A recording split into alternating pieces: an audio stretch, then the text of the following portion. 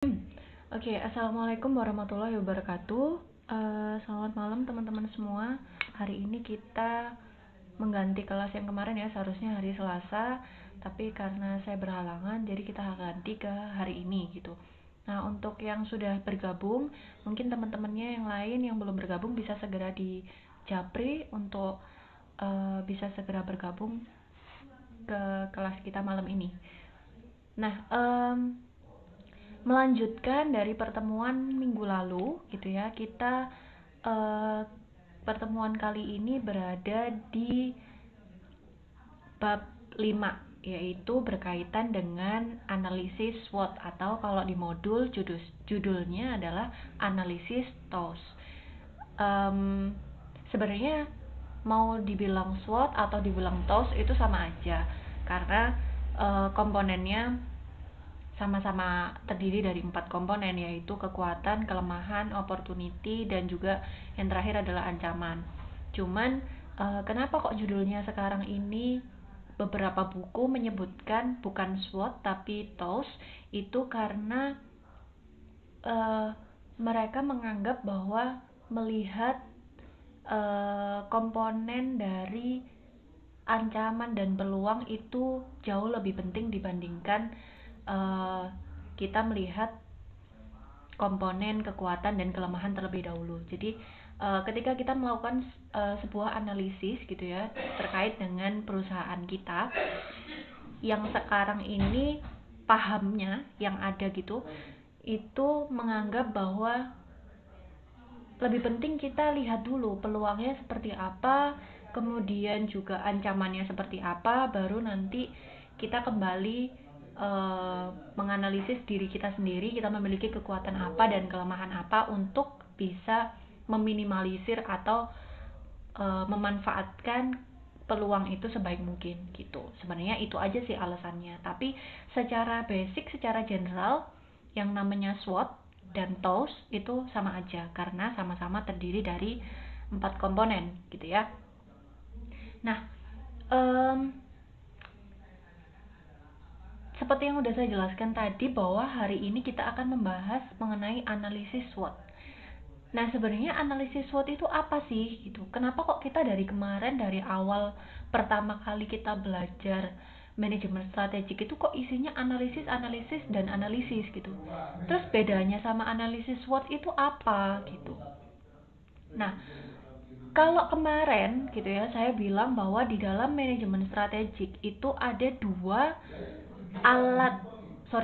analisis yang bisa digunakan atau yang pasti selalu digunakan atau selalu dikerjakan ketika melakukan perumusan strategi, yaitu adalah analisis lingkungan bisnis dan analisis profil perusahaan gitu ya.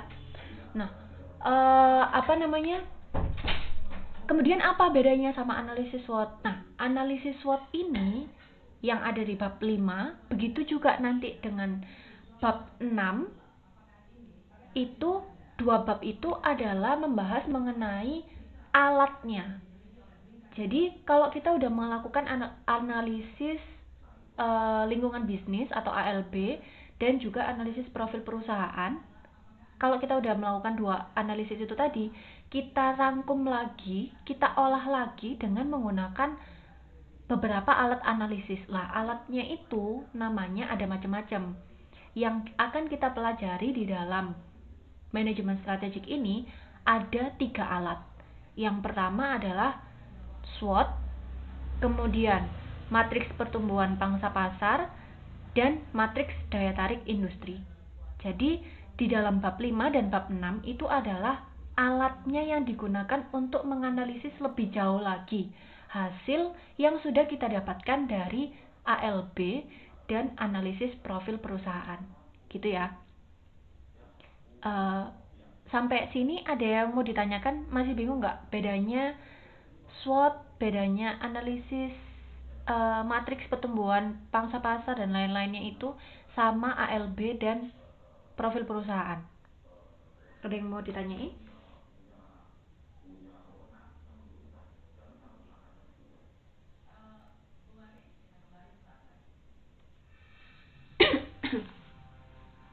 Gimana, ada yang mau ditanyain atau udah jelas? Jadi beda ya ALB. Kalau matrik tadi alatnya ya Bu? Gimana? Kalau yang analisis tadi pakai alatnya itu SWOT itu Bu. Jadi kan kita kemarin kan belajar tentang ALB sama analisis profil perusahaan. Nah itu kan gunanya untuk mengidentifikasi, kalau yang lingkungan industri itu untuk mengidentifikasi peluang sama ancaman, kalau profil perusahaan gunanya untuk mengidentifikasi kekuatan dan kelemahan. Nah, setelah kita lakuin 2 analisis itu tadi, kita kan dapat hasilnya kan. Hasilnya apa? Hasilnya kan berupa faktor-faktor itu. Kalau ALB berarti ya berkaitan dengan faktor misalnya ekonomi, politik, teknologi, kayak gitu-gitu. Kemudian kalau yang profil perusahaan berarti berkaitan dengan kekuatan dan kelemahan di dalam perusahaan kita. Nah, kalau kita udah dapat faktor-faktornya itu tadi, indikator-indikatornya itu tadi, baru kita analisis lagi lebih dalam dengan menggunakan analisis SWOT. Jadi, analisis SWOT, matriks pertumbuhan pasar, dan matriks daya tarik industri itu adalah alat yang digunakan untuk menganalisis hasil dari hasil analisis lingkungan industri dan profil perusahaan. Gitu. Iya, paham Bu. Oke. Nah, jadi yang saya jelasin barusan itu, alat itu akan dibahas di bab ini dan bab selanjutnya, yaitu adalah bab 6.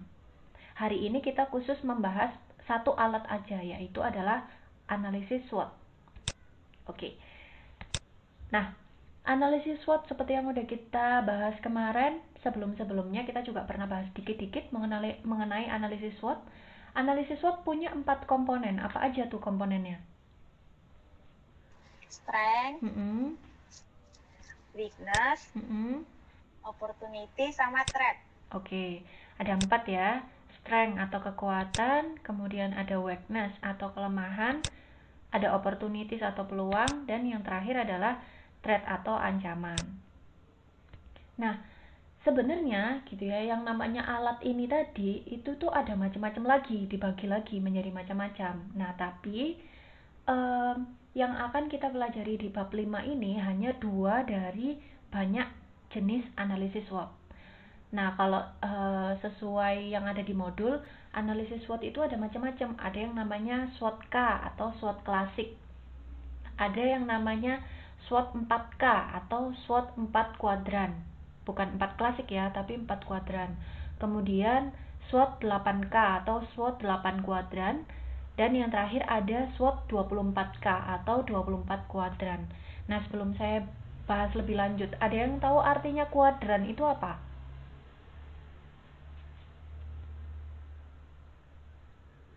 Kenapa sih kok namanya 4 kuadran, 8 kuadran, 24 kuadran? Kuadran itu artinya apa?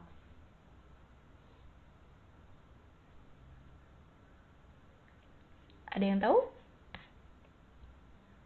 Nggak tahu Bu. Kuadran itu artinya adalah bagian.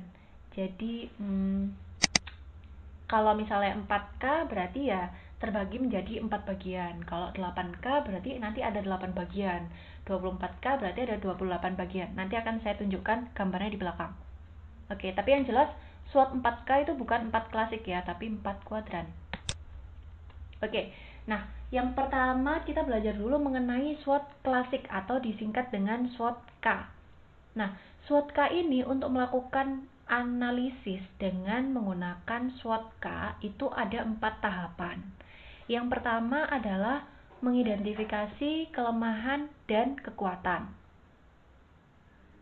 Itu itu masuk tahap 1 dan tahap 2 itu adalah mengidentifikasi faktor kelemahan dan kekuatan. Cuma di sini saya gabung aja jadi satu. Kemudian yang kedua adalah identifikasi faktor ALB atau lingkungan bisnis. Jadi sama kayak yang tadi udah saya jelasin ya. Jadi SWOT K ini adalah menganalisis hasil yang didapatkan dari ALB sama analisis profil perusahaan. Nah, itu ada di tahap 1, 2, 3. Itu mengidentifikasi kerjaannya. Kemudian yang selanjutnya ada perumusan strategi. Jadi setelah kita dapat hasil dari analisis lingkungan bisnis sama analisis profil perusahaan, barulah kita bisa melakukan perumusan strategi. Nah, perumusan strateginya caranya kayak gimana? Dengan cara mengkombinasikan dua komponen dari SWOT. Jadi kalau tadi SWOT itu ada 4 komponen, nah kalau kita menggunakan atau menganalisis dengan SWOT-K, maka yang kita lakukan dalam melakukan perumusan strategi itu adalah mengkombinasikan dua komponen saja dari 4 komponen yang ada. Caranya gimana? Caranya, jadi di dalam modul, kalau yang pegang modul itu bisa dilihat, saya lupa halaman berapa, pokoknya itu ada di kegiatan belajar 1 itu ada bagan seperti yang saya tampilkan di PPT ini. Nah, di PPT ini ada dua gambar ya. Yang pertama itu adalah gambar 5.11. Nah, 5.11 ini menggambarkan jenis-jenis kombinasi di dalam SWOT klasik. Jadi kalau tadi di SWOT klasik saya menjelaskan bahwa tahap terakhir setelah kita melakukan identifikasi lingkungan bisnis dan juga kelemahan dan kekuatan perusahaan, kita melakukan yang namanya kombinasi dari dua komponen. Nah, kombinasi dari dua komponen itu menghasilkan 4 jenis strategi. 4 jenis strategi. Kok bisa? Di situ kan ada ya, itu salah ya tulisannya. Yang satunya kan kekuatan perusahaan tuh kodenya S, betul. Kemudian yang kelemahan perusahaan, kalau yang pegang modul itu di situ tulisannya S, tapi tolong dibenarkan itu yang benar adalah tulisannya W, bukan S, karena kelemahan ya, weakness. Kemudian di sebelah kiri itu ada peluang, kodenya adalah O. Kemudian yang bawahnya adalah ancaman, kodenya adalah T. Gambarnya bisa kelihatan jelas nggak di layar?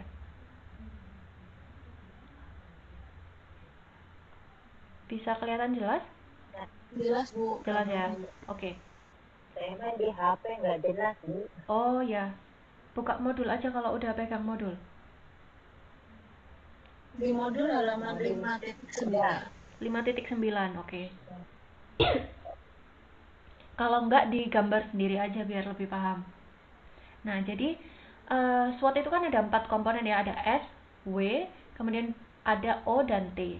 Nah, kombinasi dari dua komponen SWOT itu menghasilkan 4 jenis strategi. Yang pertama, kombinasi dari S sama O. Hasilnya adalah strategi maksi-maksi atau disebut juga dengan strategi SO. Kemudian, kombinasi dari kelemahan dan peluang itu menghasilkan strategi mini-maksi atau strategi WO. Kemudian kombinasi dari kekuatan dan ancaman itu menghasilkan strategi maksi-mini atau disebut juga dengan strategi ST. Yang terakhir, kombinasi dari kelemahan dan ancaman yaitu adalah strategi mini-mini atau disebut dengan strategi WT. Jadi kombinasinya ada SO, WO, ST, sama WT. Gitu ya. Nah, terus 4 jenis strategi ini buat apa? Buat apa? Ya, ketika nanti kita melakukan analisis gitu ya, dari hasil-hasil analisis lingkungan bisnis sama analisis profil perusahaan, nanti kita bisa tahu kira-kira kita itu condong yang mana sih? Apakah condong ke SO, condong ke ST, WO, atau WT? Nah, taunya dari mana? Taunya dengan cara melakukan matriks interaksi antar indikator yang ada di sebelahnya. Di sampingnya itu ada gambar lagi, tulisannya plus sama 0, kemudian ada kekuatan, di atas tuh ada kekuatan, ada angka 1 sampai 10, kemudian di sebelah kiri ada peluang angka 1 sampai 10. Ini maksudnya apa? Maksudnya 1 sampai 10 itu adalah indikator yang kalian temukan. Kemarin kan kita udah belajar mengenai kalau kekuatan berarti dapatnya dari analisis apa? Kebetulan di sini yang dibahas adalah kekuatan dan peluang. Kekuatan itu dapatnya dari analisis apa?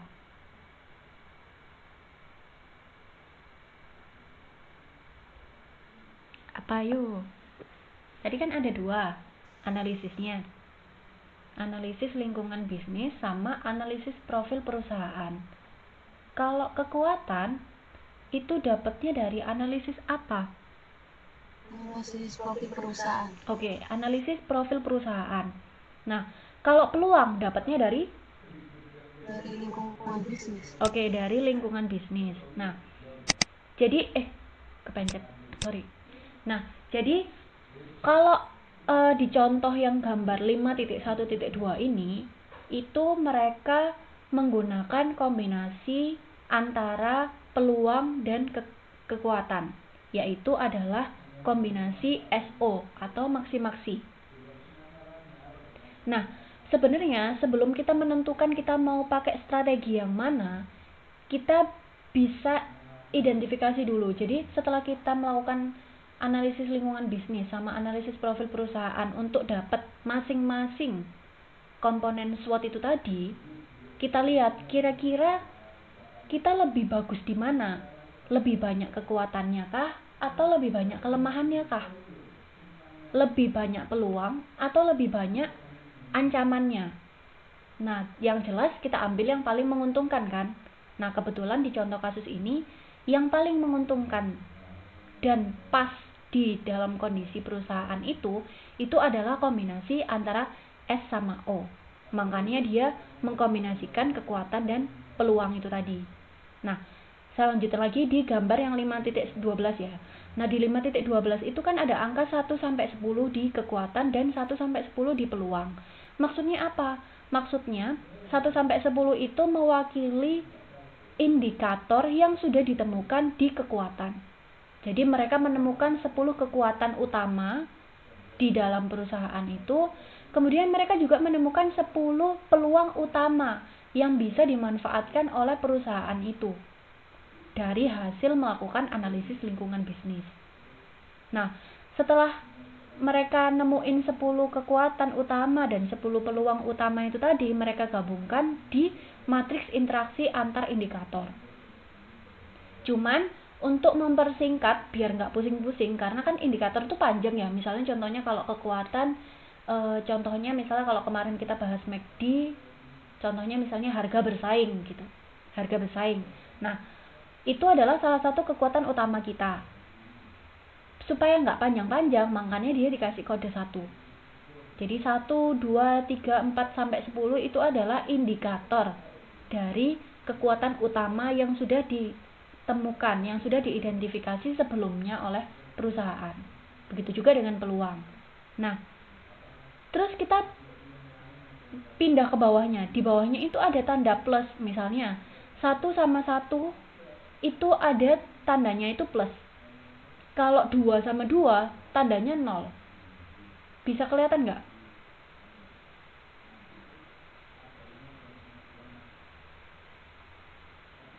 Bisa kelihatan gambarnya?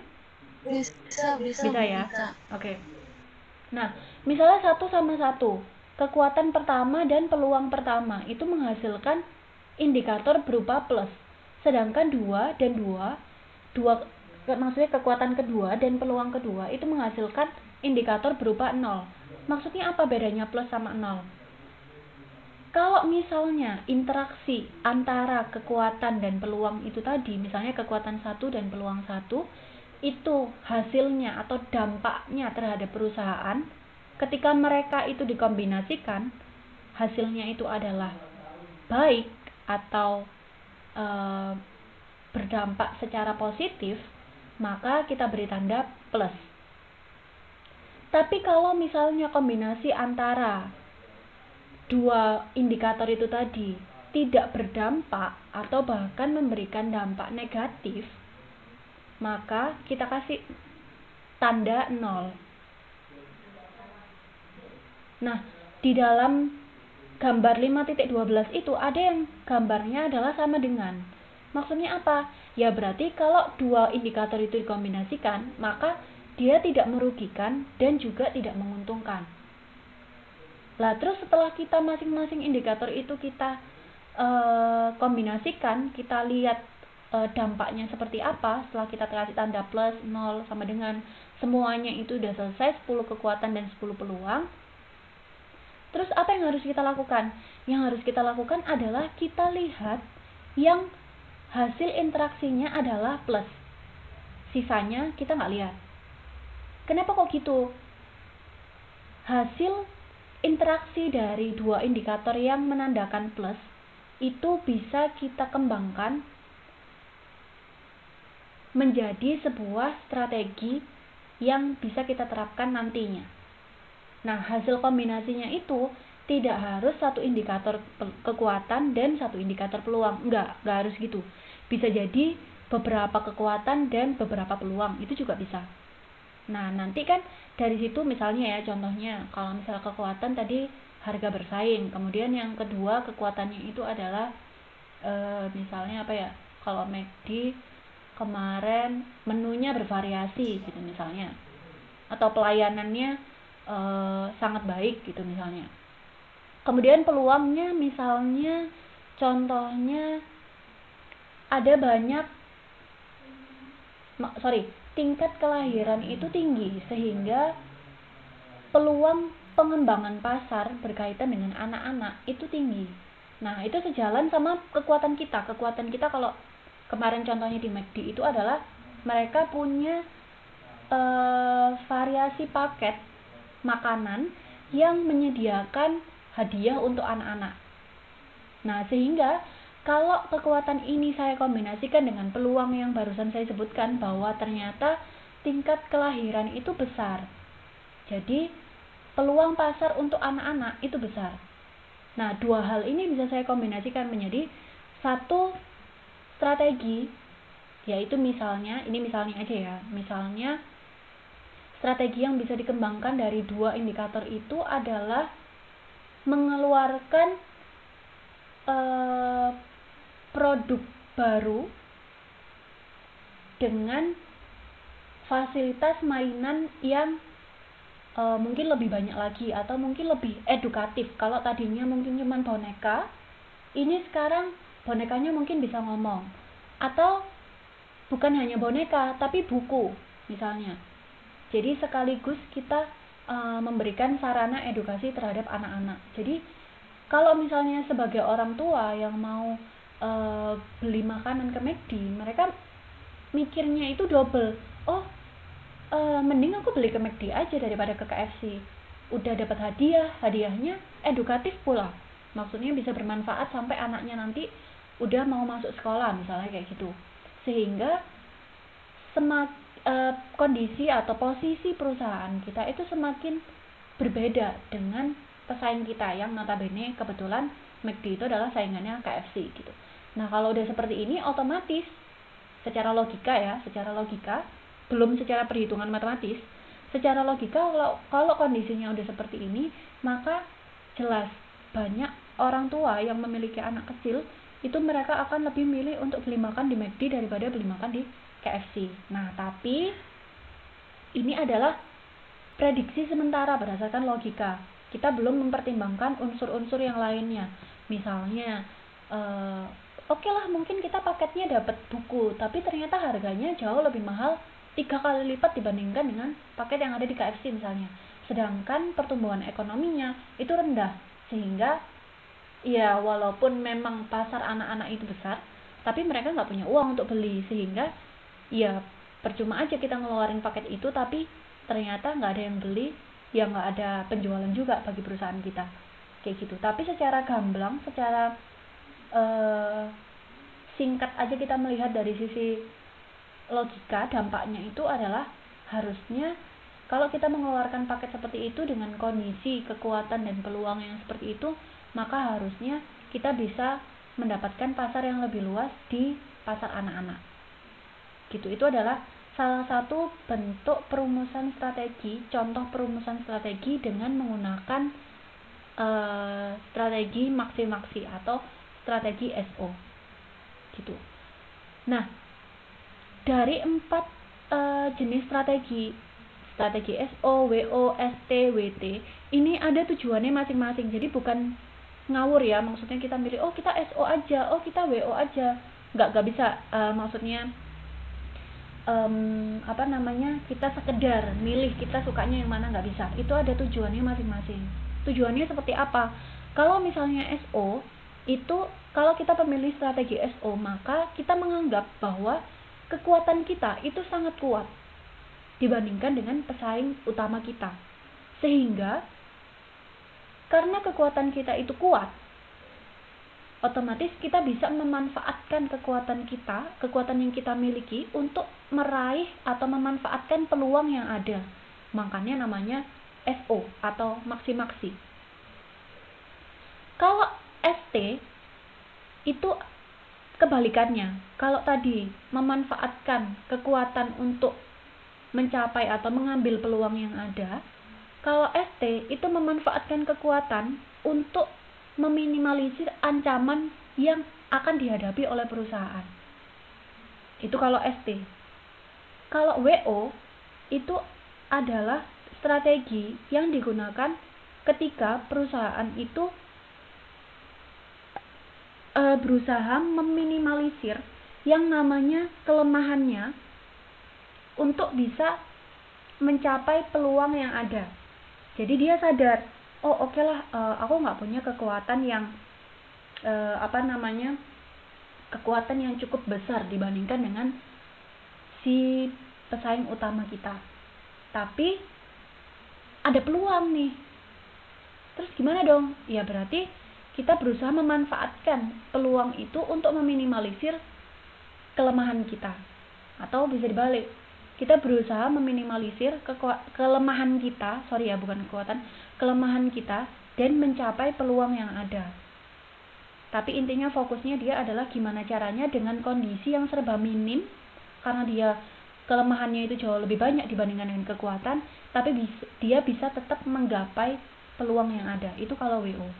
Kalau WT itu adalah dia berusaha bertahan, karena kondisinya yang dia temui adalah dia kekuatannya itu biasa-biasa aja dan bahkan lebih tinggi kelemahannya, tapi peluangnya juga biasa-biasa aja dan bahkan lebih tinggi ancamannya. Sehingga kalau perusahaan itu menggunakan strategi WT, maka yang akan dia lakukan adalah bertahan.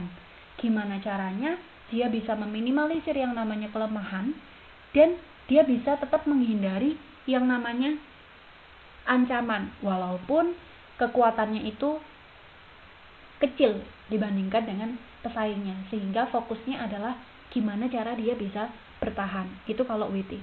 Jadi masing-masing strategi itu memiliki tujuan yang berbeda-beda. Nah, tergantung kondisi seperti apa yang sedang dihadapi oleh perusahaan.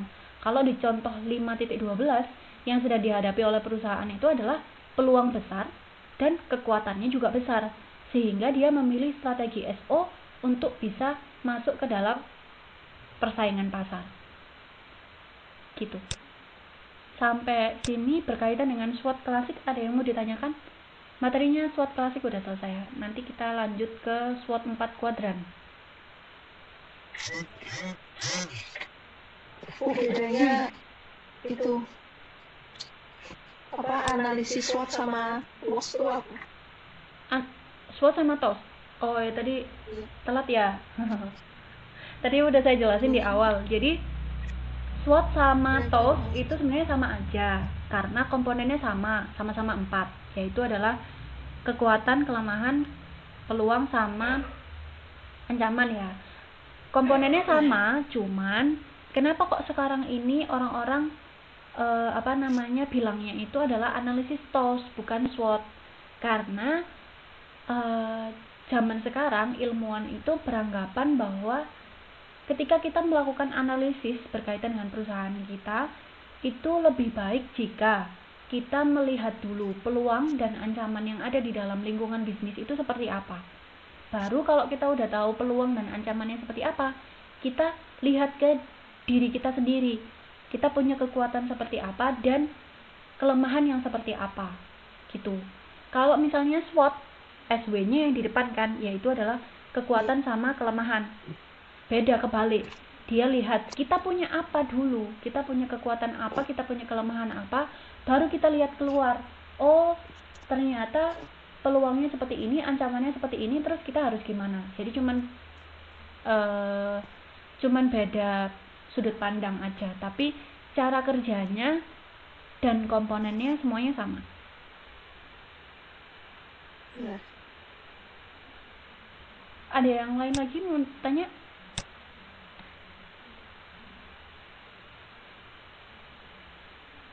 Nggak ada, lanjut. Lanjut, Bu. Oke. Nah, tadi kita udah selesai dengan SWOT klasik ya. SWOT klasik itu hanya merupakan kombinasi dari dua komponen SWOT. Karena komponen SWOT ada 4. Nah, sekarang ini kita belajar mengenai SWOT 4 kuadran atau disingkat dengan SWOT 4K. SWOT 4K itu lebih kompleks dan lebih lebih lengkap gitu daripada SWOT klasik, karena dia mempertimbangkan komponennya itu dengan lebih detail. Kalau tadi si SWOT klasik itu hanya mengkombinasikan aja. Nah, kalau ini nanti dibagi 4 juga, tapi bukan dari kombinasi 2 komponen aja. Gitu. Nah, jadi nanti di SWOT 4K itu karena namanya 4 kuadran, maka dia akan dibagi menjadi 4. Nah, tadi kan saya sempat tanya, kuadran itu apa sih? Kuadran itu adalah bagian. Nah, bagian ya. Jadi kayak gini. Ini kan ada gambar ya, gambar 521, 522. Ini sama-sama gambarnya ini terbagi menjadi 4. Nah, bagian ini disebut dengan kuadran 1, kuadran 2, kuadran 3, dan kuadran 4. Nah, masing-masing kuadran itu memiliki jenis strategi yang berbeda-beda. Nah, terus caranya kita tahu gimana dong? Kalau tadi SWOT klasik itu dengan cara melihat kondisi yang sedang dialami oleh perusahaan itu seperti apa? Apakah kekuatannya besar, kemudian peluangnya besar, atau kekuatannya besar tapi ancamannya lebih besar daripada peluang? Seperti itu kalau yang SWOT klasik. Kalau yang ini enggak, kita lihat posisi perusahaan kita tuh ada di mana. Jadi di SWOT 4K yang membedakan dengan SWOT klasik itu adalah di perhitungannya. Kalau di SWOT 4K itu nanti ada sedikit perhitungan matematis yang akan membantu perusahaan untuk tahu posisinya perusahaan itu ada di kuadran berapa. Kalau dia berada di kuadran 1, berarti pilihan strategi yang ada di kuadran 1 itu apa aja. Kalau dia ada di kuadran 2, berarti nanti opsi strateginya itu beda lagi dengan opsi strategi yang ada di kuadran 1. Begitu seterusnya sampai kuadran 4. Jadi yang menentukan opsi strategi yang bisa dipilih oleh perusahaan di dalam SWOT 4K itu adalah posisi dari perusahaan tersebut, bukan kondisinya. Kalau SWOT klasik yang menentukan pilihan atau opsi strateginya itu adalah kondisi yang dialami. Tapi kalau SWOT 4K yang menentukan adalah posisi dari perusahaan tersebut. Dia berada di mana? Itu yang akan menentukan. Itu sekilas untuk SWOT 4K. Nah, sebelum kita masuk ke SWOT 4K itu sebenarnya detailnya seperti apa? Ada beberapa matriks lain yang agak mirip-mirip sama SWOT 4K ini. Nah, sebenarnya ini cuman pengetahuan aja ya. Cuman nanti fokusnya tetap di SWOT 4K. Ini cuman sebagai pengetahuan tambahan. Tapi tetap saya sampaikan karena ada di modul. Takutnya nanti keluar UAS. Tapi kita nggak ada UAS ya, teman-teman ya? Nggak ada, Bu. Alhamdulillah. Nggak ada, Bu. Nggak ada ya? Oh, berarti sepenuhnya nilai dari saya? Ya, dari e-learning. E-learning sama saya? E-learning juga ada. Oh, berarti 2 ya? E-learning sama saya ya? Offline. Oh, jelas. Ya, Sama online. bisa diatur lah ya. Bisa diatur lah ya, oke. Nah, ya deh kalau gitu berarti gak apa-apa lah kita belajar matriks tambahan ini cuman untuk pengetahuan aja ya gitu. Nah, Jadi ada matriks lain yang hampir sama dengan SWOT 4K ini. Hampir sama, maksudnya hampir sama cara kerjanya. Apa aja? Yang pertama ada matriks space, yaitu di gambar 5.21. Saya nggak tahu itu halaman berapa, tapi di modul ada. Nah, matriks space ini kenapa kok bisa sama dengan SWOT 4K? Karena kebetulan dia juga sama-sama dibagi 4 kuadran. Jadi secara garis besarnya dia hampir sama. Terus apa yang membedakan matriks space dengan SWOT 4K? Kenapa kok kita nggak mempelajari matriks space aja dibandingkan dengan SWOT 4K? Karena walaupun si matriks space ini punya 4 komponen, terbagi menjadi 4 komponen juga, sama seperti SWOT. SWOT kan juga 4 komponen. Tapi gitu ya, di matriks space ini kurang, kalau bahasa kasarnya itu kayak kurang adil gitu. Maksudnya kurang adil gimana? Kalau misalnya teman-teman perhatikan di dalam matriks space ini, itu kan ada tulisannya keunggulan bersaing, kemudian kekuatan industri, ada kekuatan untuk keuangan, sama yang terakhir adalah stabilitas lingkungan. Nah, kalau teman-teman lihat di keunggulan bersaing sama stabilitas lingkungan, itu nilainya cuman negatif aja. Lah pertanyaannya, kalau memang kita punya keunggulan bersaing gimana? Masa harus dinilai negatif? Kalau dinilai negatif kan berarti keunggulan bersaing kita rendah. Dan kalau ternyata memang kenyataannya keunggulan bersaing kita itu tinggi dibandingkan dengan pesaing pokok kita, angkanya mau ditaruh di mana? Kan nggak bisa. Sehingga matriks space ini dianggap kurang lengkap atau kurang menyeluruh dalam mempertimbangkan nilai-nilai yang diberikan di masing-masing komponen, sehingga kita skip belajar matriks space ini gitu. Nah, kemudian matriks yang kedua yang hampir mirip itu namanya adalah matriks strategi utama atau disingkat dengan MSU. Nah, MSU ini kenapa kok nggak kita pelajari dibandingkan dengan SWOT 4K? Sebenarnya dia sama-sama juga dibagi menjadi 4, dan bahkan dia lebih lengkap dibandingkan dengan matriks space. Tapi gitu ya, dia hanya menggunakan satu indikator di masing-masing sisi. Kan kalau SWOT itu kan ada 4 komponen ya. Nah, yang O dan T itu adalah eksternal, yang strength sama weakness itu adalah internal.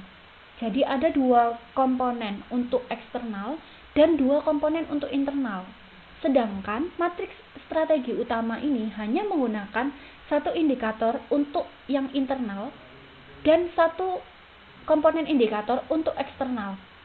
Jadi tetap kurang lengkap. Itu kalau yang matriks strategi utama. Kita tetap milih yang paling lengkap ya, karena SWOT itu dasarnya adalah 4 komponen, dan memang kita harus melihat dari 4 sisi itu tadi. Kalau 4 sisi itu nggak dilihat, maka secara teori ya, secara logika aja ya kita nggak lengkap gitu, cuman lihat separuh-separuh aja, kanan separuh, kiri ya separuh gitu, jadi kurang menyeluruh. Nah, matriks lain lagi yang hampir mirip sama SWOT 4K itu ada namanya analisis diagram SWOT. Nah, sayangnya analisis diagram SWOT ini itu secara garis besar hampir 100% mirip sama SWOT 4K. Kalau teman-teman bandingkan gambar 523 sama gambar 524, itu sama semua. Dari atas itu tulisannya peluang bisnis, di bawah ada ancaman, kemudian di sebelah kanan itu ada kekuatan, di sebelah kiri itu ada kelemahan. Begitu juga dengan SWOT 4K. SWOT 4K itu juga punya 4 komponen, peluang, kelemahan, kekuatan, dan ancaman. Nah, kuadrannya juga sama-sama 4. Ada kuadran 1, 2, 3, dan 4. Kemudian masing-masing bentuk strateginya juga sama. Kalau di sel 1 di analisis diagram SWOT itu namanya strategi agresif. Kalau di 4K itu namanya strategi pertumbuhan. Kalau yang sel 2 atau kuadran 2 di analisis diagram SWOT itu namanya strategi penyehatan. Kalau yang satunya namanya strategi stabilisasi, hampir mirip ya. Kemudian yang sel ketiga itu ada strategi diversifikasi. Nah, kebetulan kalau di SWOT 4K itu bukan sel 3 tapi sel 4. Namanya juga diversifikasi. Kemudian yang terakhir ada strategi bertahan. Di 4K namanya juga strategi pertahanan hidup. Nah, kalau di modul itu dijelaskan bahwa ada kemungkinan bahwa analisis diagram SWOT itu adalah bentuk awal dari matriks SWOT 4K. Jadi bisa dibilang bahwa matriks SWOT 4K itu adalah pengembangan dari analisis diagram SWOT, di mana nantinya opsinya itu lebih banyak dibandingkan dengan lebih banyak dan lebih detail opsi strateginya ya, maksudnya dibandingkan dengan analisis diagram SWOT. Jadi tapi secara general dua analisis ini hampir mirip-mirip gitu. Oke, nah sekarang baru masuk ke analisis SWOT 4K. Analisis SWOT 4K ini seperti yang udah saya jelasin tadi, pertama dia terbagi menjadi 4 dan menggunakan 4 komponen SWOT untuk melakukan pembagian kuadran itu tadi. Jadi kuadrannya ada 4, kuadran 1, 2, 3, dan 4. Gesernya ke sebelah kiri. Dimulai dari sebelah kanan. Kolom sebelah kanan itu kuadran 1, kolom sebelah kirinya kuadran 2, turun ke bawah ada kuadran 3, dan yang terakhir sebelah kanan bagian bawah itu adalah kuadran 4. Nah, tadi saya bilang bahwa yang menentukan opsi strategi yang bisa dipilih oleh perusahaan itu adalah posisi perusahaannya ada di kuadran berapa. Gitu kan tadi saya bilang. Nah, caranya gimana dong kita bisa tahu posisinya? Kalau kita mau tahu opsi strategi yang bisa dipilih apa aja, otomatis kan kita harus tahu dulu dia posisi perusahaannya itu ada di kuadran berapa, kuadran 1 kah, kuadran 2 kah, 3 atau 4. Baru nanti kita bisa tahu, oh ternyata opsinya itu ini loh gitu, setelah kita tahu posisinya. Nah, caranya gimana? Caranya adalah dengan melakukan 4 tahap. Oke, ada 4 tahapan ketika kita melakukan yang namanya analisis SWOT 4K. Caranya dengan pertama jelas ya, mengidentifikasi faktor SWOT, yaitu dengan cara melakukan analisis ALB dan analisis profil perusahaan. Itu wajib fardu ain. Itu yang pertama. Kemudian yang kedua, ada pemberian bobot di masing-masing faktor. Jadi ini hampir mirip sama analisis profil perusahaan. Kemarin kan saya sempat jelaskan juga. Jadi setelah kita identifikasi faktornya dari analisis lingkungan bisnis dan profil perusahaan, baru kita masuk ke tahap yang kedua, yaitu adalah pemberian bobot dari masing-masing faktor. Nah, masing-masing faktor itu diberi bobot. Semua jumlahnya harus 100%. Jadi nggak boleh lebih dari 100% ya jumlah bobotnya. Kemudian setelah kita berikan bobot, kita berikan penilaian. Nah, penilaian ini tergantung dari kondisi perusahaan kita. Kalau pemberian bobot itu tergantung dari penting apa enggaknya faktor itu tadi di masing-masing kelemahan, kekuatan, kemudian ada lingkungan ekonomi dan lain sebagainya. Semakin kuat faktornya itu tadi dalam mempengaruhi atau memberikan dampak terhadap perusahaan kita, maka bobotnya itu semakin besar. Beda sama nilai. Kalau nilai itu tergantung dari kondisi perusahaan kita, bukan penting apa enggaknya. Kalau misalnya kondisi perusahaan kita, misalnya kekuatannya tadi McD contohnya pelayanannya prima gitu misalnya. Oke, kalau pelayanannya prima itu adalah salah satu kekuatan yang sudah kita identifikasi, maka berapa sih nilainya di perusahaan kita? Misalnya dari 1 sampai 5, kalau range-nya 1 sampai 5, maka paling besar nilainya adalah 5. Kalau 5, berarti misalnya oke lah, kita belum maksimal banget, ini masih bisa ditingkatkan lagi kok pelayanan prima ini, jadi dinilai 4 gitu misalnya. Itu adalah pemberian nilai gitu ya. Jadi nilai dan bobot itu berbeda. Tapi konsepnya persis kayak yang kita pelajari kemarin di analisis profil perusahaan. Nah, pemberian nilai ini bukan jumlahnya 100%. Kalau bobot tadi, semua faktor kalau dijumlahkan bobotnya itu adalah 100%. Tapi kalau nilai itu tergantung dari besaran range-nya. Kalau range-nya itu adalah ditentukan oleh perusahaan 1-5, maka nilai terbesar adalah 5, nilai terkecil adalah 1. Kalau perusahaan menentukan nilainya itu range-nya adalah 10, berarti nilai terbesar adalah 10, nilai terkecil adalah 1. Begitu seterusnya tergantung kebijakan perusahaan mau kasih range berapa, range nilai berapa. Nah, yang membedakan dengan cara perhitungan di SWOT 4K ini dengan analisis profil perusahaan itu adalah di pembagian nilai. Kalau di kemarin yang udah kita pelajari di analisis profil perusahaan itu nggak ada nilai positif dan negatif. Tapi kalau di SWOT 4K itu ada nilai positif dan negatif. Jadi nilai positif itu diberikan untuk kekuatan, maksudnya faktor kekuatan dan faktor peluang. Kalau negatif, nilai negatif itu diberikan untuk faktor kelemahan dan faktor ancaman. Jadi S dan O itu nilainya adalah positif 1-5. Kalau W dan T itu nilainya -1 sampai -5. Jadi ada minusnya. Fungsinya apa? Fungsinya nanti ketika kita masuk ke tahap yang selanjutnya, yaitu adalah menghitung skor tertimbang. Skor tertimbang itu adalah mengkalikan bobot dengan nilai ya. Dikalikan aja bobot dengan nilai. Nah, setelah ketemu, nanti kan berarti ketemu ada skor S, skor W, skor O, sama skor T. Nah, setelah kita hitung skor tertimbangnya dari masing-masing komponen itu tadi, kita kurangkan S dengan W. S dikurangi W, kemudian O dikurangi dengan T. Fungsinya untuk apa? Untuk menentukan posisi perusahaan kita itu ada di kuadran berapa. Kalau misalnya, saya kembali lagi ke sini, kalau misalnya perusahaan kita itu ada di angkanya nanti ketemu 1,2, berarti X-nya itu adalah 1, Y-nya itu adalah 2. Berarti kira-kira dia ada di kuadran berapa?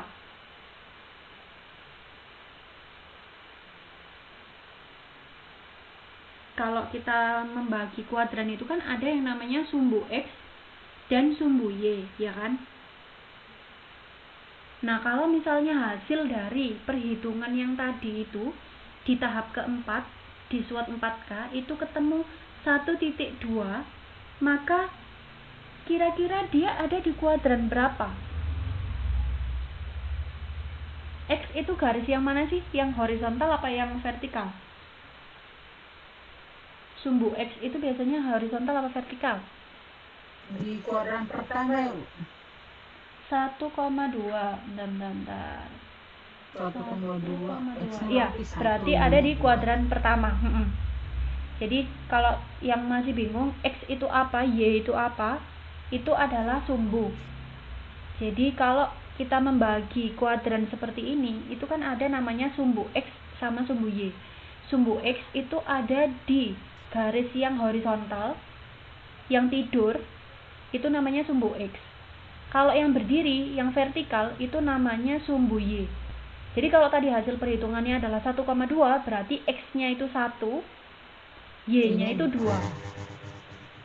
Kalau X-nya itu 1, Y-nya itu 2, berarti dia ada di kuadran 1. Tadi seperti yang udah dijelaskan sama Mbak Herbianti, ada di kuadran 1. Kepencet. Ada di kuadran 1.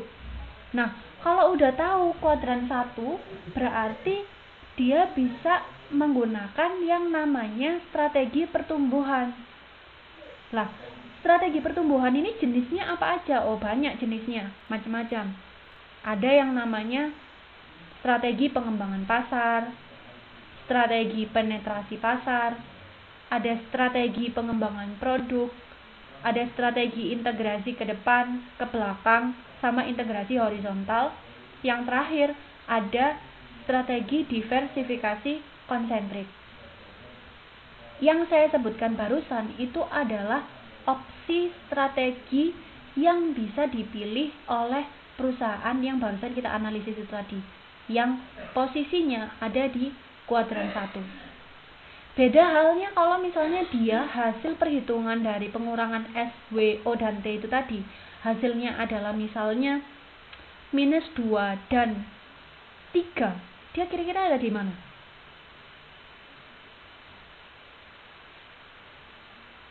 Hasilnya adalah -2 dan 3. Kuadran kedua, oke. Ada di kuadran kedua karena sumbu X-nya menunjukkan -2, berarti ada di sebelah kiri. Kemudian Y-nya itu ada di sebelah atas, yaitu bernilai 3.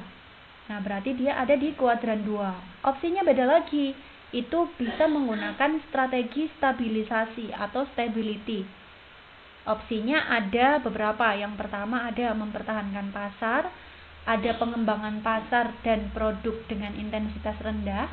Kemudian yang selanjutnya ada divestasi, dan yang terakhir ada likuidasi. Begitu seterusnya. Jadi perhitungan mengenai sumbu X dan Y itu tadi yang akan menentukan posisi perusahaan itu ada di kuadran berapa. Baru kemudian kita bisa tahu opsinya itu apa aja sih yang ada di kuadran tersebut. Gitu. Sampai sini ada yang mau ditanyain sambil saya absen?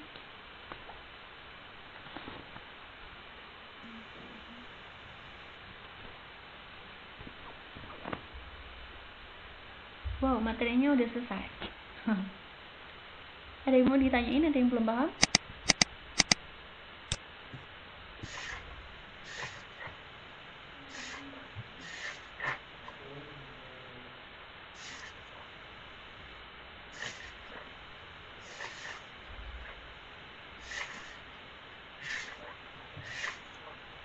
Materinya sedikit ya, cuman caranya aja. Maksudnya kita belajar mengenai cara, karena yang kita pelajari itu adalah alatnya.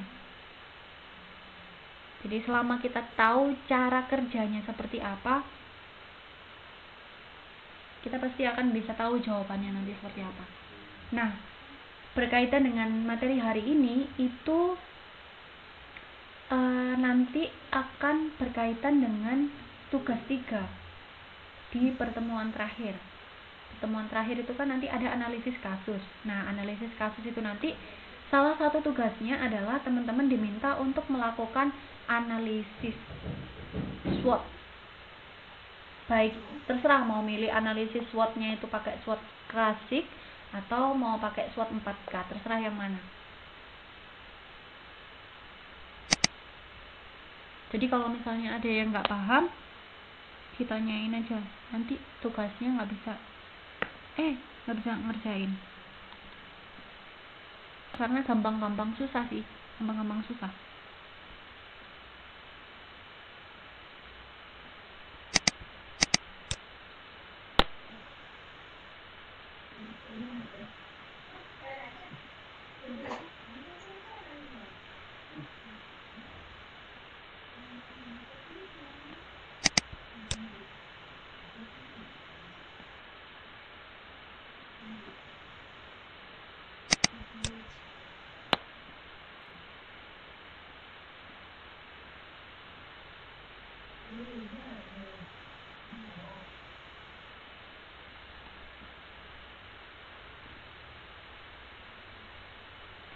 Nggak ada yang ditanyain?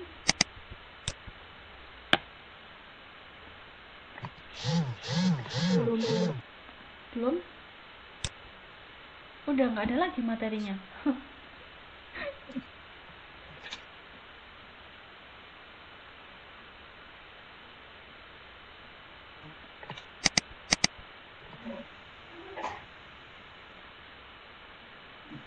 Oh iya, tadi ada yang tanya berkaitan sama kuis 1.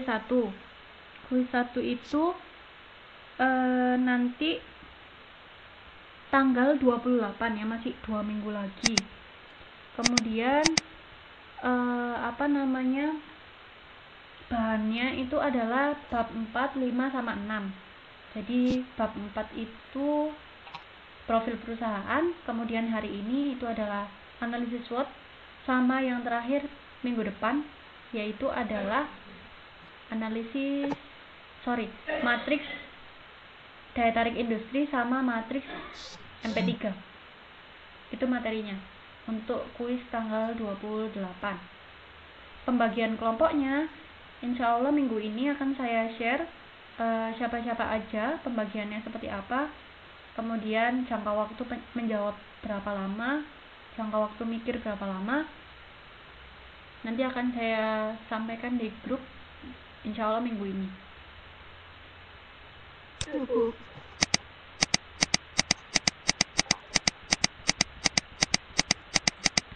Ntar saya hitung dulu.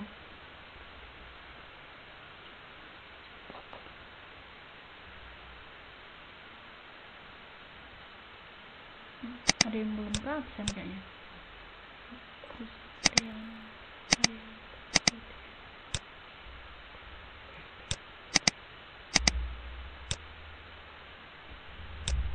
Ntar ya, saya cek dulu, takutnya nanti ada yang ketinggalan.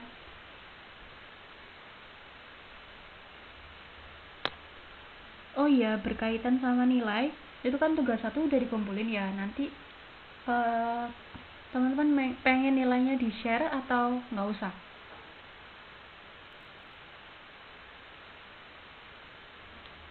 Share boleh, enggak yang apa-apa. Ada Bu. Kenapa? Biar nggak penasaran. Di-share aja. Di-share juga nggak apa-apa. Oke. Sebentar nanti minggu depan Tugas 2 nggak ada. Tugas 2 itu kan diganti sama kuis 1 sama kuis 2. Oh iya.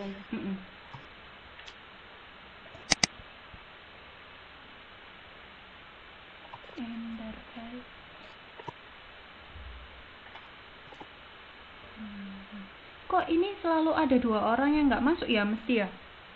Tapi aktif semua kan? Maksudnya nggak ada yang cuti atau apa gitu kan?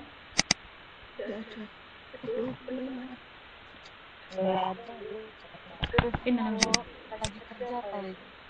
Sarah tuh.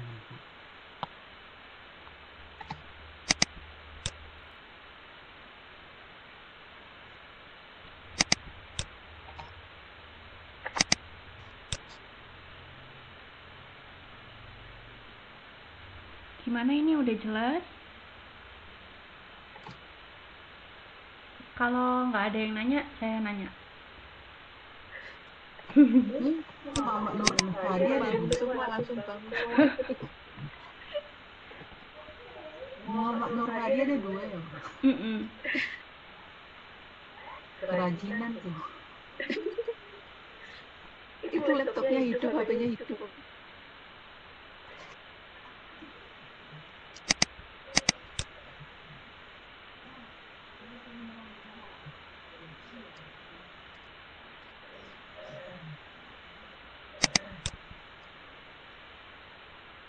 Udah, nggak ada yang nanya, saya nanya ya. Bentar. Saya mikir dulu soalnya apa.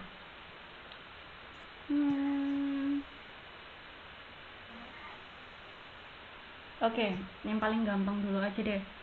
Kira-kira kalau kita bahas SWOT 4K ya, SWOT 4K. Kira-kira di dalam 4 kuadran di dalam SWOT 4K ini yang mana, maksudnya di kuadran mana kira-kira kondisi yang paling parah atau paling nggak menguntungkan? Kuadran mana yang menggambarkan kondisi di mana perusahaan itu udah KO lah istilahnya gitu? Kuadran 3 Bu. Kuadran 3 ya, kenapa? Itu kan ibaratnya kan dari minus ke minus Bu. Oke. Usaha, diversifikasi, divestasi, likuidasi. Oke. Udah habis belum dikar Bu. Sip. Ada yang bisa jawab salah satu pengertian atau maksudnya apa sih di opsi yang kuadran 3? Kuadran 3 itu kan ada opsi strategi penjutan usaha, diversifikasi, divestasi, dan likuidasi. Jelasin satu aja yang bisa.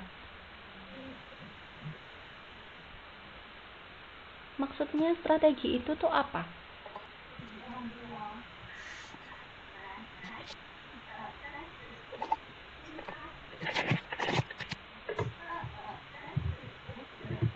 strategi ini tuh Mungkin banyak. kalau penjualan usaha mungkin bisa juga mengurangi skala produksi mungkin gitu Bu. Oke, sip, betul.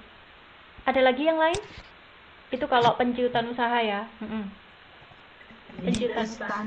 Divestasi itu pengurangan jenis aset gitu, pengurangan aset. Oke, divestasi itu berbeda dengan likuidasi. Kalau divestasi kayak tadi yang udah dijelaskan Mbak Herpianti, itu adalah pengurangan aset. Jadi penjualan aset yang dimiliki oleh perusahaan. Fungsinya, tujuannya apa Mbak divestasi itu? Ya mungkin untuk menutup utang atau bagaimana. Ya, intinya adalah gimana caranya perusahaan bisa mencairkan dana secepat mungkin. Jadi biasanya divestasi itu akan dilakukan untuk aset-aset yang gampang dijual, misalnya tanah, bangunan, mungkin kalau bisa alat ya alat. Jadi tergantung perusahaan punya aset seperti apa, itu akan dicairkan supaya cash flow atau aliran kasnya itu menjadi lebih lancar gitu. Biasanya divestasi itu dilakukan ketika perusahaan mengalami cash flow yang macet. Jadi dia mau melakukan operasi, mau melakukan kegiatan produksi, tapi dia nggak ada uang yang nyepak itu bahasa Indonesianya, yang tersedia gitu, yang tersedia. Itu kalau divestasi. Ada yang tahu likuidasi?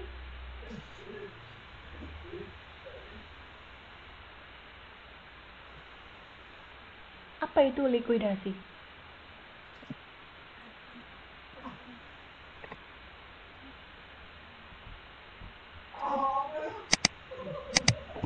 Pembubaran usaha perusahaan. Pembubaran usaha, oke. Jadi kalau divestasi itu hanya menjual sebagian aset, kalau likuidasi itu udah tutup total. Alias memang perusahaan merasa dirinya sudah tidak mampu untuk melakukan kegiatan produksi, sudah tidak bisa melakukan kegiatan operasional bisnisnya, maka dia memilih untuk lebih baik kita tutup aja gitu. Nah, tutup aja itu nanti lanjutannya apakah dia akan buka perusahaan baru di industri yang lain yang mungkin pada saat itu peluangnya sedang besar, atau dia ya udah ditutup ya ditutup aja gitu, dia udah nggak bisnis lagi, itu juga bisa. Jadi likuidasi sama divestasi itu beda. Terus divestasi udah, likuidasi udah, penciutan usaha udah. Ada yang tahu diversifikasi itu apa? Saya udah pernah jelasin sih ini kayaknya kemarin. Diversifikasi, apa tuh diversifikasi?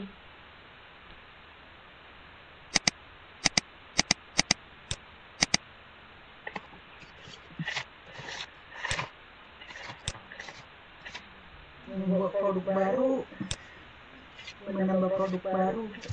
Oke, menambah produk baru. Itu adalah diversifikasi lah. Terus di kuadran 4 itu kan namanya diversifikasi. Nah, diversifikasi di kuadran 4 itu opsinya ada 2, diversifikasi konsentrik sama diversifikasi konglomerasi. Bedanya apa?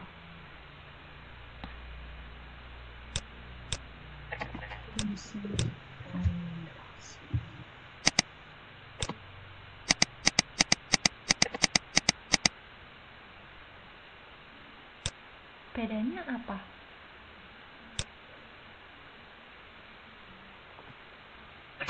Kalau konsentrik apa mungkin terfokus pada satu badan usaha apa gimana gitu.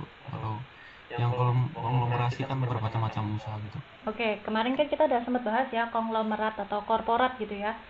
Kalau konglomerasi itu betul, memang diversifikasi kan tadi menambah produk baru. Nah, kalau diversifikasi konglomerasi berarti dia menambah produk baru atau lini produk baru atau lini bisnis baru yang tidak ada kaitannya dengan produk atau bisnis yang sudah dijalankan sebelumnya. Itu kalau yang konglomerasi.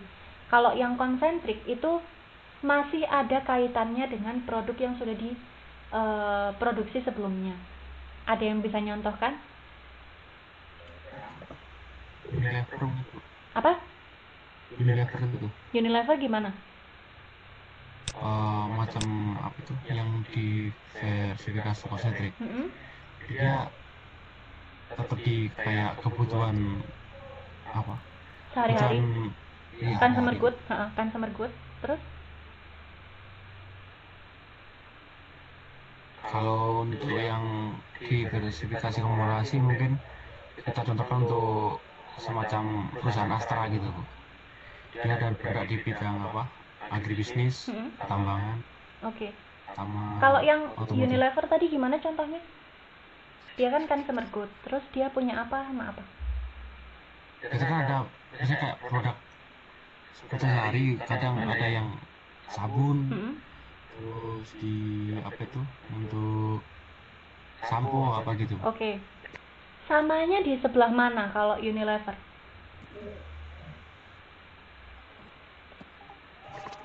Kalau untuk Unilever, Tadi kan konsentrik itu berarti dia menambah sebuah produk baru atau lini bisnis baru yang hampir mirip dengan yang sebelumnya.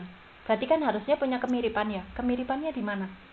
Kalau itu kayak Indomie kan biasanya rasa kare ayam, terus tambah rasa yang lain. Itu beda lagi. Beda lagi. berarti di apa itu di apa? Diubah. Di produk yang sama di cuman beda merek aja, Bu. Tetapi kan dia satu apa induk perusahaan gitu, Bu. Oh, oke.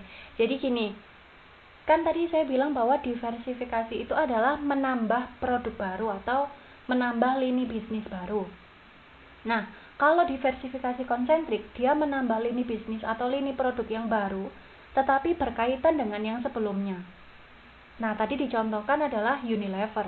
Oke, Unilever contohnya apa? Contohnya dia menjual sabun, tapi dia juga jual sampo. Kemudian dia jual pasta gigi juga, dan lain sebagainya gitu ya. Terus kesamaannya di mana? Kenapa kok Unilever itu bisa dijadikan contoh sebagai diversifikasi konsentrik? Karena gitu ya, walaupun sabun, sampo, pasta gigi itu bentuk produknya itu berbeda, bahan-bahannya itu berbeda, tapi target marketnya itu sama. Jadi contoh dari diversifikasi konsentrik itu pasti dia memiliki kesamaan tertentu.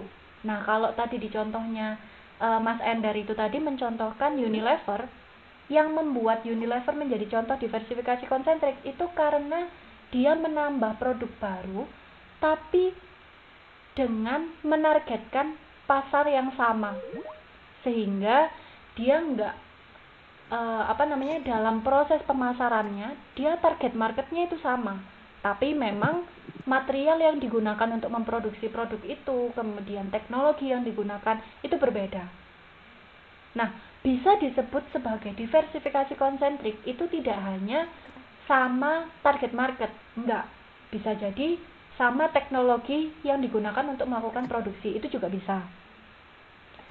Kemudian sama lagi material yang digunakan, itu juga bisa.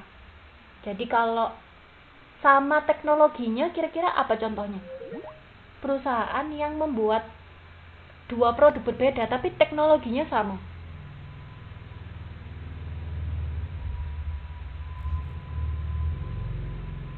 Apa tuh? Bahan bakar, Bu. Apa? BBM. Bahan bakar. Bahan bakar. Oke, tapi mungkin Dia kan kayak agak-agak beda ya kayaknya, maksudnya caranya. Pasti kan Garmen, Bu. garment. Oh, oke, garment juga bisa. Mungkin HP dan iPad gitu ya mungkin ya. Kan sama teknologinya, caranya, semuanya sama-sama pakai chip, cuman spesifikasinya aja yang berbeda. Itu kalau dari segi teknologi. Jadi kalau diversifikasi konsentrik itu pasti punya kesamaan. Nah, kalau diversifikasi konglomerasi itu nggak punya kesamaan sama sekali. Tadi contohnya Astra ya. Dia pertamanya buka otomotif, kemudian dia juga punya agribisnis, dia juga punya perbankan dan lain sebagainya. Nah, kalau tadi yang dicontohkan sama Mbak Herpianti, tadi mie ya, mie, Iya. ada yang rasa soto, kemudian ada yang rasa rendang dan lain sebagainya. Itu bukan bentuk dari diversifikasi konsentrik atau konglomerasi, tapi dia lebih tepat masuk ke pengembangan produk. Nah, kalau pengembangan produk itu ada di opsi strategi yang ada di kuadran 1. Di kuadran 1 itu kan ada disebutkan pengembangan produk. Nah, Pasar dan produk. iya, pengembangan pasar tuh beda lagi tapi nanti. Kalau pengembangan produk itu contohnya adalah mie itu tadi. Jadi pengembangan produk itu kita menambah variasi produknya.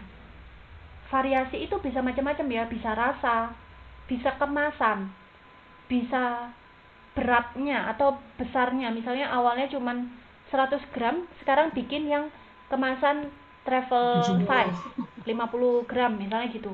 Atau kebalikannya, itu juga bisa. Itu pengembangan produk namanya.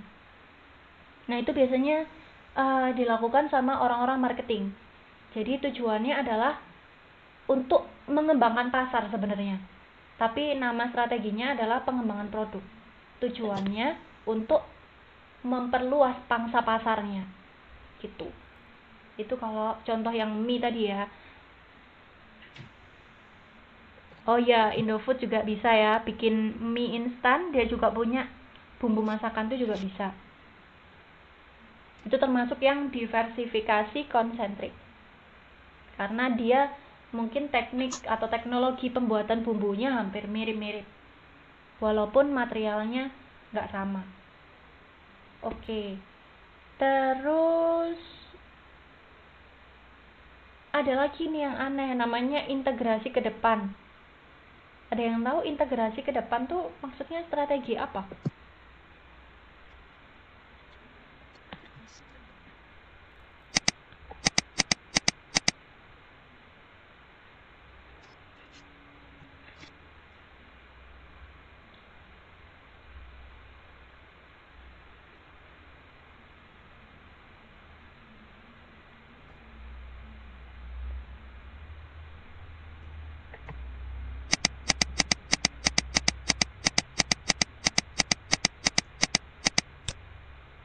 Mbak Agus Susianti mungkin?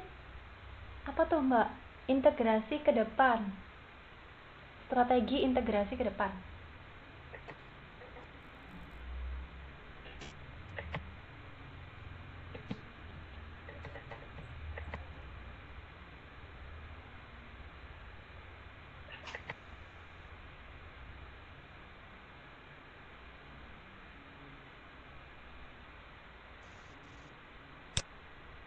Integrasi ke depan itu bisa nggak jadi kayak waspada gitu atau apa aja kan? Gimana? Maksudnya apa Bu strategi integrasi gitu ya Bu ya? Gimana? Integrasi ke depan. Strategi integrasi ke depan. Jaga-jaga jadi persiapan untuk jalur distribusi untuk ke depannya gitu Bu. Gimana? Putus-putus Mbak suaranya. Maksudnya ini itu jalur distribusi maksudnya Bu. Distributor maksudnya lewat retailer gitu. Oke, jadi Rencana. ya, integrasi ke depan itu adalah bentuk strategi yang dia berusaha untuk mengembangkan rantai distributornya. Ya, betul, berkaitan sama reseller gitu-gitu ya.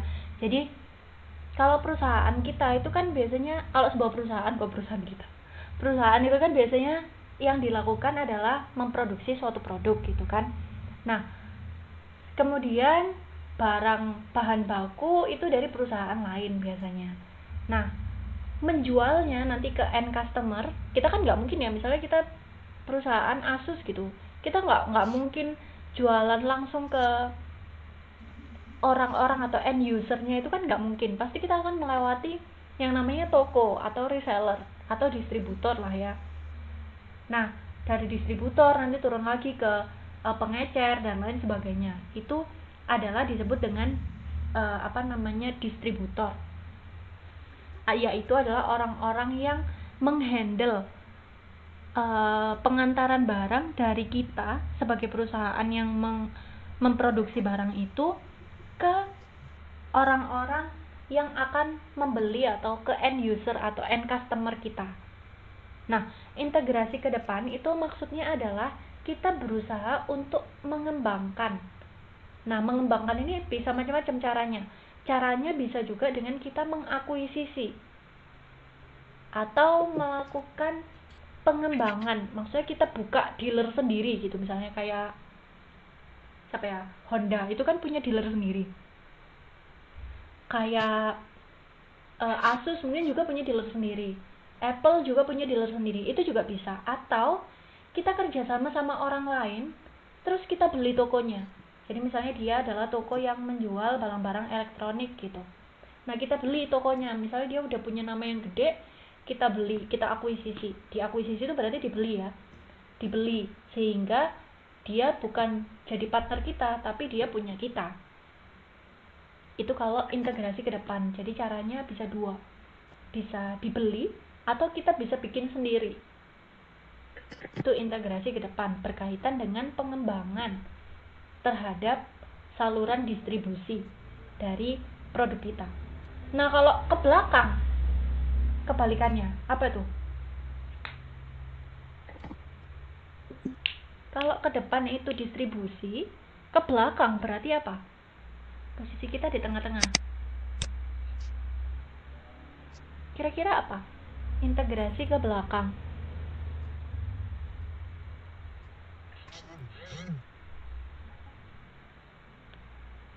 Mencari kepemilikan atau meningkatkan kontrol atas masuk perusahaan. Oke, kalau tadi integrasi ke depan itu adalah distribusi yang kita usahakan untuk dikembangkan. Nah, sekarang kalau integrasi ke belakang, berarti kita berusaha mengembangkan perusahaan kita ke arah supplier atau penyedia material bahan baku. Caranya sama, bisa dengan beli, dengan akuisisi, atau dengan buka toko sendiri atau buka pabrik sendiri yang menghasilkan material yang kita butuhkan. Tergantung kita mampunya yang mana.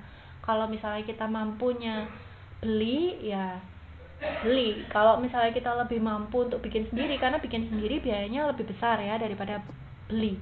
Soalnya kan kita harus investasi berupa alat, tanah, pabrik, manusia, dan lain sebagainya. Kalau sewa gimana? Nah, kalau sewa juga termasuk ya, maksudnya dia jatuhnya adalah kerjasama. Kalau kerjasama itu pasti ya, maksudnya. Tapi kalau misalnya sewa itu kalau untuk distribusi sama supplier itu kayaknya nggak mungkin deh. Sorry nggak mungkin deh kayaknya. Soalnya siapa yang mau disewa perusahaannya? Nggak ada kan? Kecuali kita nyewa sebagian lokasi dari perusahaannya, itu masih bisa. Kita sewa gudangnya, kita sewa alatnya, itu bisa. Tapi kalau sewa perusahaannya, saya rasa nggak bisa sih. Jadi caranya hanya ada dua. Kalau nggak beli, ya bikin sendiri. Kalau misalnya kita nggak punya kemampuan untuk melakukan dua itu, ya yang bisa kita lakukan adalah membangun atau menjalin partner. Jadi ya bukan ke sewa, tapi lebih ke kerjasama. Kerjasama fungsinya apa? Ya biar nanti kita harganya jauh lebih murah daripada pasaran. Kemudian ketersediaannya lebih lancar dan lain sebagainya. Itu kalau integrasi ke depan dan ke belakang. Pertanyaannya adalah, kenapa sih perusahaan kok melakukan strategi integrasi ke depan atau strategi integrasi ke belakang atau bahkan dua-duanya? Yang dicari itu apa? Kenapa kok gitu?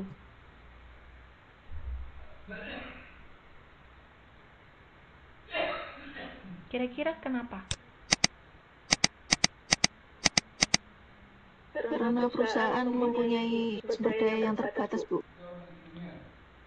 Lebih jelasnya? Jadi ya kan nggak mampu jalanin semua strateginya, maksudnya kayak harus ke depan, ke belakang, harus lengkap, itu kan nggak bisa. Jadi menyesuaikan mana yang cocok gitu mungkin, Bu.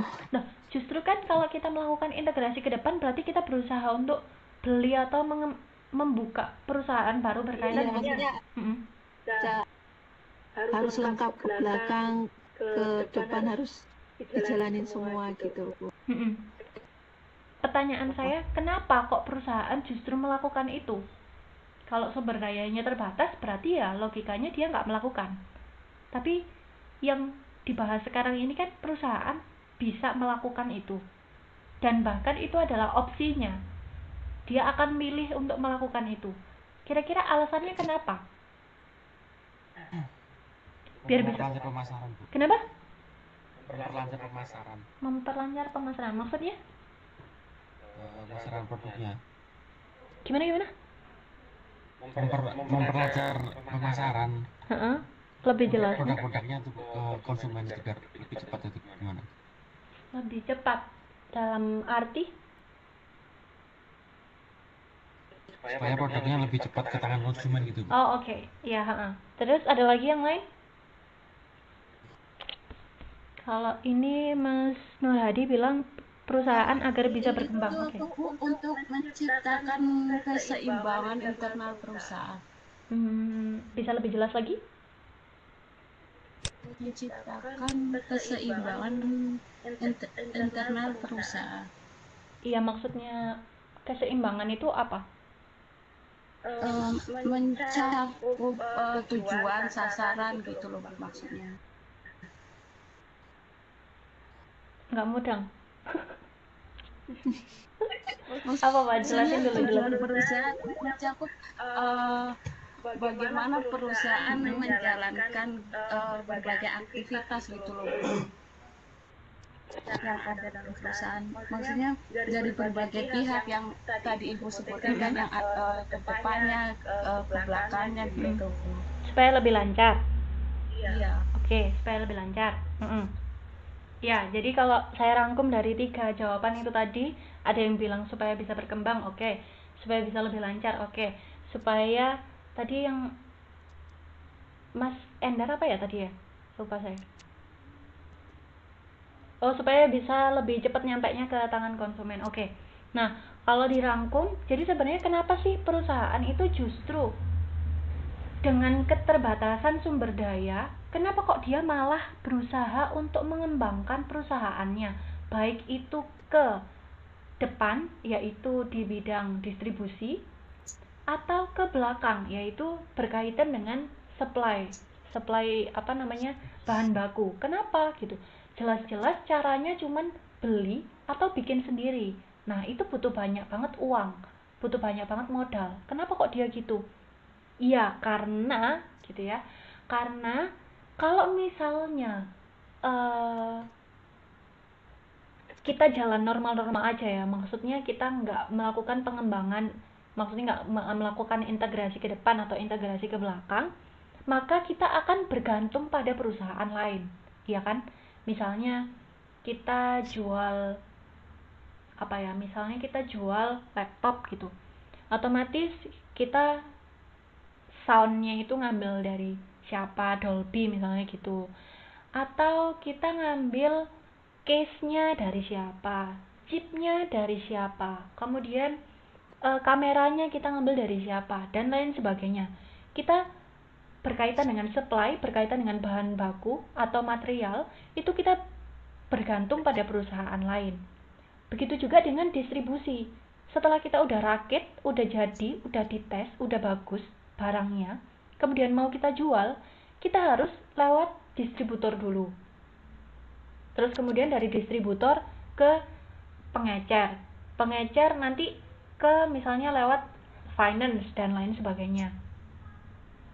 Kita bahas salah satu aja. Kalau misalnya berkaitan dengan distribusi, dari barang kita itu tadi udah jadi, kemudian kita lempar ke distributor, distributor lempar lagi ke pengecer dan lain sebagainya. Dampaknya kira-kira apa?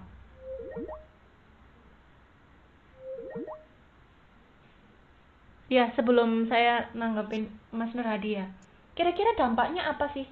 Kalau kita barang kita udah jadi, kita taruh ke distributor, distributor ke pengecer, pengecer ke konsumen akhir, kira-kira dampaknya apa? Dampak apa yang bisa?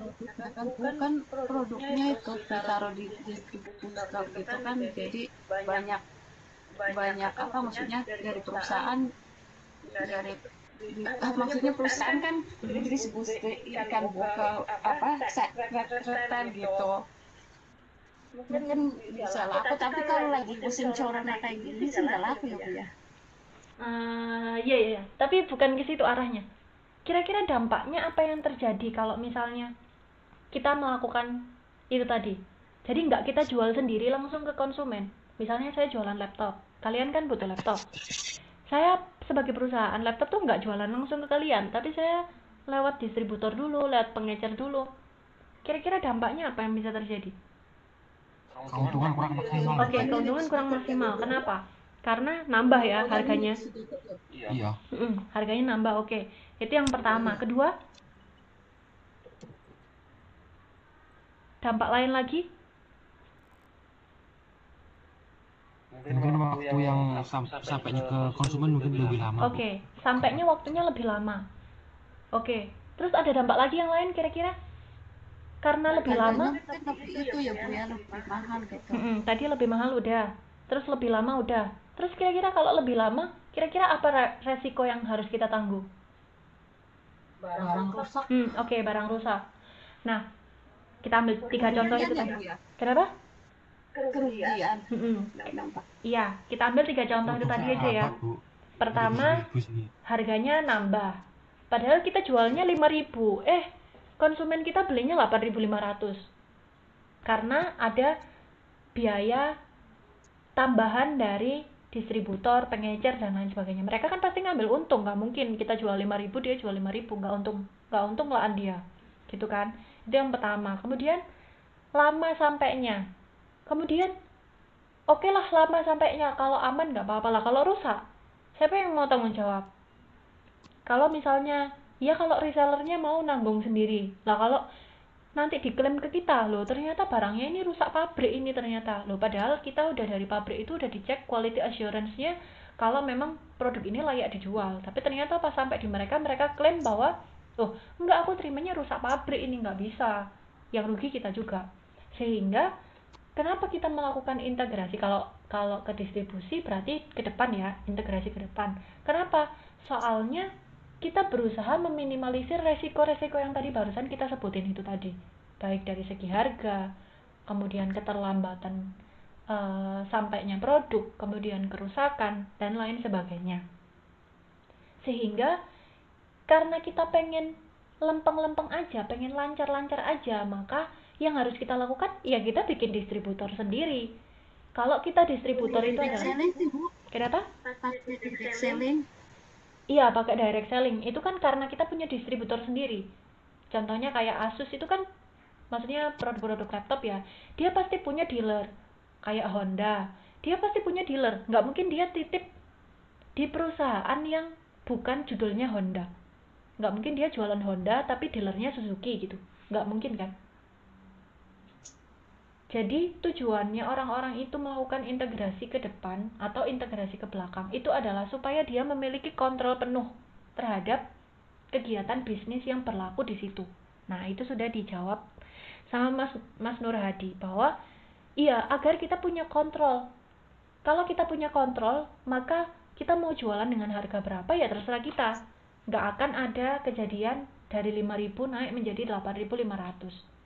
Kalau misalnya harga itu sampai naik berkali-kali lipat seperti itu, yang rugi siapa? Yang rugi kita. Kenapa?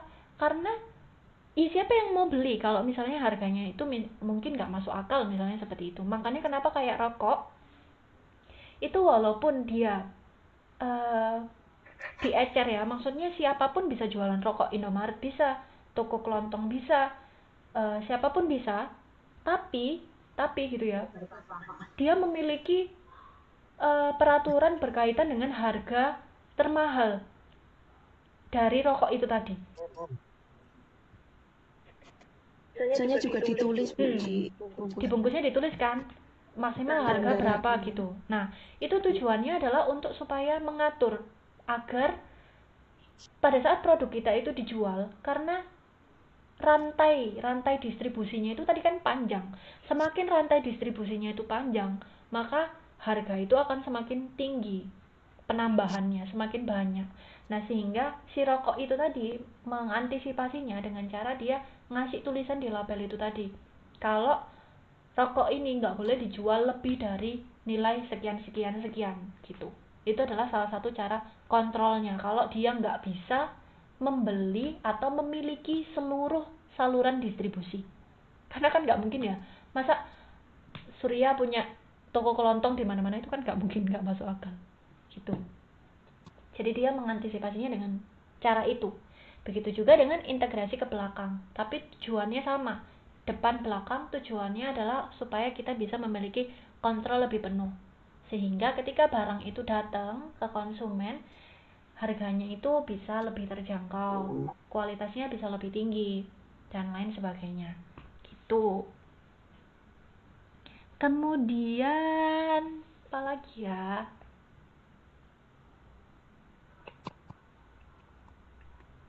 Penetrasi pasar. Ada yang tahu penetrasi pasar?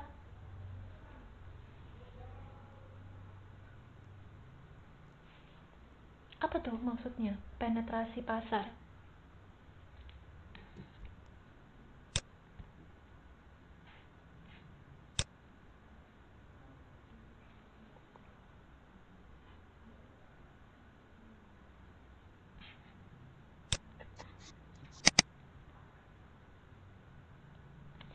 Mbak Ipah Latifah mungkin kayaknya nggak pernah dengar suaranya. Mbak Ipah Latifah hadir kan?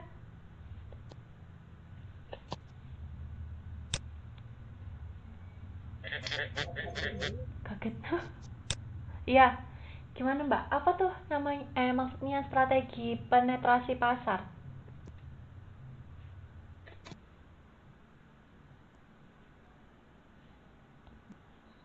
Penetrasi pasar itu fokus pada itu, Bu. Jual barang-barang yang sudah ada di pasar sebelumnya gitu. Oke, tujuannya? Tujuannya ngapain? Tujuannya mungkin untuk pertumbuhannya. Oke, jadi ya betul sih, penetrasi pasar itu maksudnya adalah mengembangkan pasar atau target market dari produk-produk yang sudah ada. Di pasar gitu. Produk-produk yang sudah ada. Jadi kayak misalnya kita udah jualan apa ya, misalnya sepeda motor gitu ya. Sepeda motor ada yang 150 cc, ada yang 100 cc, ada yang 110 cc dan lain sebagainya. 125 gitu. Nah, itu sudah produknya udah kita kenalkan ke masyarakat. Tapi gimana caranya kita bisa memperluas pasar atau target market dari produk yang udah ada itu tadi. Jadi bukan seperti pengembangan produk. Kalau pengembangan produk itu tadi mengeluarkan variasi produk yang lain agar pasarnya itu bisa berkembang.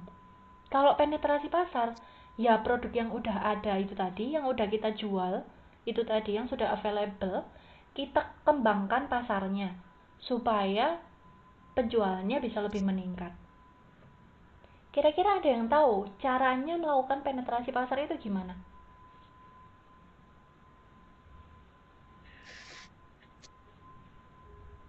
Produknya sudah ada, sudah pernah dijual, tapi kita mau kembangkan lagi. Kalau tadinya yang beli cuma 1.000, kita coba supaya yang beli itu misalnya 2.000. Caranya gimana? Melakukan promosi kali, Bu. Promosi ya, bisa dengan cara memberikan diskon, kemudian memberikan hadiah, berikan undian, kemudian bisa juga bekerja sama dengan leasing ya, maksudnya kita kerjasama dengan orang-orang kredit kayak misalnya BFI itu bisa ya motor ya? Nggak bisa ya? WOM ya yang bisa ya, WOM Finance, terus FIF, Adira. Itu bisa juga kita bekerja sama dengan mereka supaya masyarakat atau konsumen kita itu jauh lebih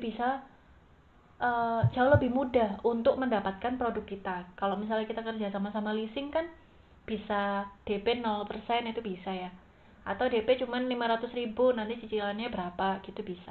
Tapi kalau kita nggak kerja sama dengan mereka, walaupun kita kasih diskon misalnya cashback 1 juta, tetap aja beli motor harganya 20 juta, kita harus punya uang 19 juta untuk bisa dapat sepeda gitu. Makanya kerjasama dengan leasing itu juga bisa menjadi salah satu cara untuk melakukan penetrasi pasar atau pengembangan pasar. Oke.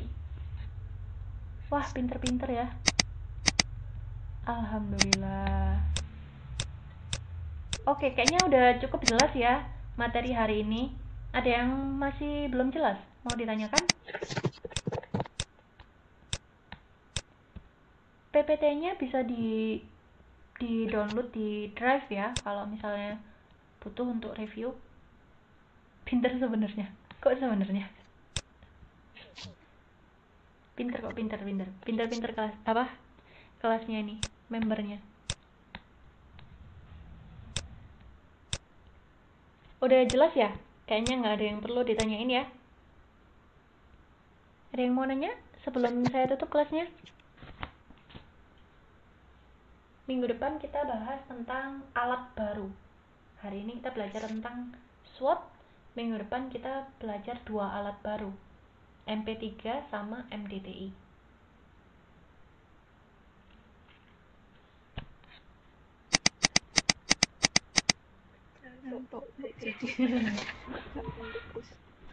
Ada yang datang nih, Mbak Roida. Ada yang mau ditanyakan? Udah cukup jelas?